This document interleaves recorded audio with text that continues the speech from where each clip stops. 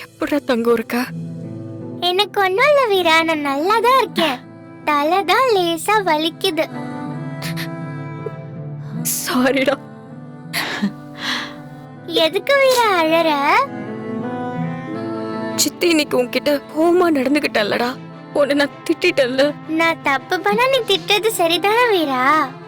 நீ என் நல்லதுக்காக தானே சொல்ற. நான் சும்மா விளையாட்டுக்கு தான் அப்படி சொன்னேன். இனிமே நீ சொல்றத கேக்குறேன் வீரா.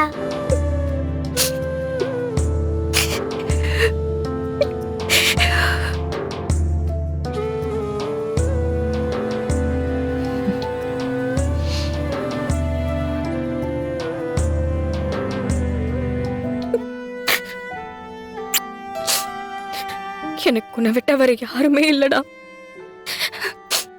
உனக்கு எதுவுமே ஆகக்கூடாது. எனக்கு நீ நல்லா இருக்கிறது மட்டும் போதும்டா.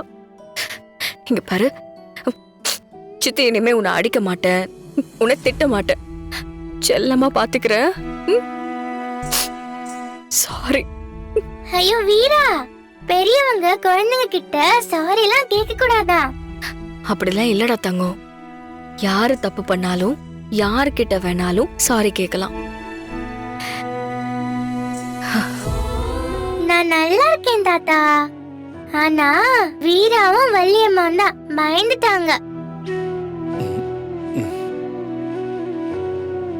தாத்தா, என் ஸ்கூல்ல ஆனுவல் டே ஃபங்க்ஷன் வைக்க போறாங்களாம். அதுல நான் டான்ஸ் பாட்டுன்னு எல்லாத்துலயும் கலந்துக்க போறேன்.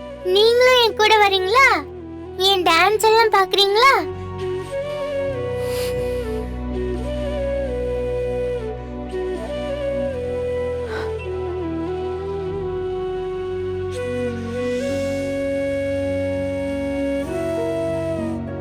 சரியான போர் தாத்தா நீங்க. வெளியவே வர மாட்டீங்க. அப்படி அந்த ரூம்குள்ள என்னதான் இருக்கோ.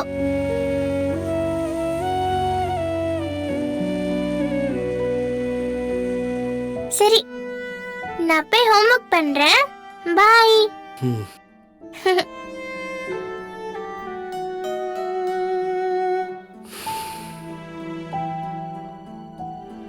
மாமா,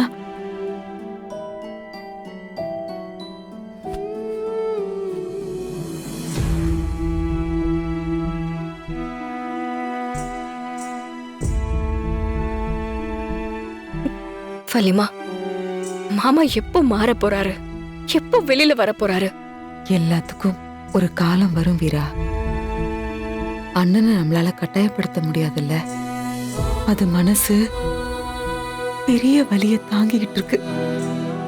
அது ஏதோ இப்படியாவது இருக்கேன்னு தான் நான் என் மனசை தேத்தி வாழ்ந்துகிட்டு இருக்கேன்.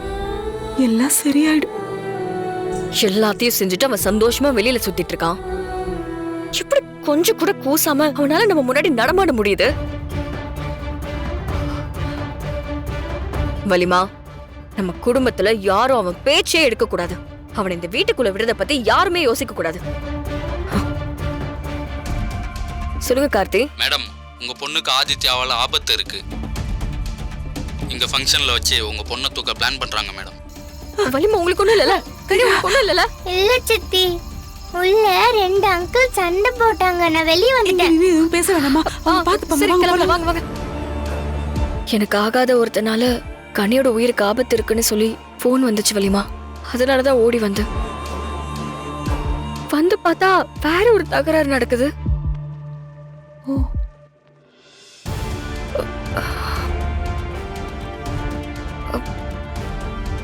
வலிமா, அது யாரு கனியோட ஃப்ரெண்டு? யாரு? அதான் வலிமா, யாரோ ரவுடி ஃப்ரெண்டுன்னு சொல்றாளே, அது யாருன்னு விசாரிச்சிங்களா? தெரியல வீரா, நானும் அதான் யோசிச்சுட்டு இருந்தேன். இவதான் அடிக்கடி ரவுடி ரவுடின்னு ஏதோ சொல்லிட்டு இருக்கா. நாளைக்கு காலைல விசாரிச்சுட்டேன். நம்ம குழந்தைகிட்ட யாரு பழகுறாங்க, என்ன பேசுறாங்கன்னு நம்ம தெரிஞ்சுக்கணும்ல வலிமா. யாரால எங்க எப்படி பிரச்சனை வருதுன்னே தெரிய மாட்டேங்குது. நீ பயப்படாதான்னு சொல்றேன்ல, நான் பாத்துக்கிறேன். அது என்ன ஏதுன்னு நான் விசாரிக்கிறேன். பயப்படாது.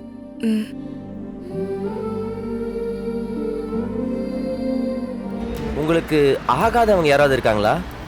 புரியல. இல்லைங்க, உங்களை பிடிக்காத, உங்களுக்கு பிரச்சனை கொடுக்கணும்னு நினைக்கிற அந்த மாதிரி பகையாளிங்க யாராவது இருக்காங்களா?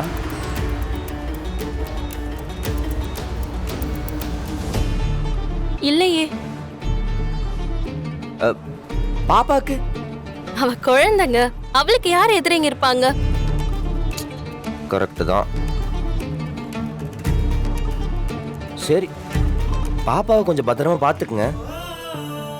எல்லா நேரமும் யாரோ ஒருத்தர் அவ கூட இருக்கிற மாதிரி பார்த்துக்குங்க. ம், சரி. ம். நீங்க ஏன் பாப்பா மேல அவ்வளோ அக்கறை காட்டுறீங்க? அது ஒரு ஃப்ரெண்ட்ஷிப் தான். நானும் பாப்பாவும் கொஞ்சம் க்ளோஸ் ஃப்ரெண்ட்ஸ். நம்ம ஃப்ரெண்டுக்கு ஒன்றுனா கொஞ்சம் கஷ்டமா இருக்கும்ல, அதான். ம். எங்க உங்க பேர் என்ன? என் பேரு ஒரு நிமிஷம். ஹலோ. ஆமாமா, அந்த கடைக்கு தான் வந்துகிட்டு இருக்கேன்.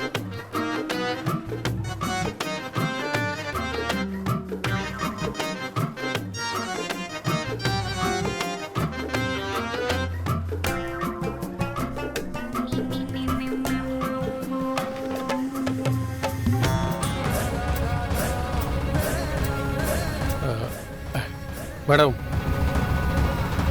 நீங்கள் என்ன யோசிக்கிறீங்கன்னு எனக்கு புரியுது.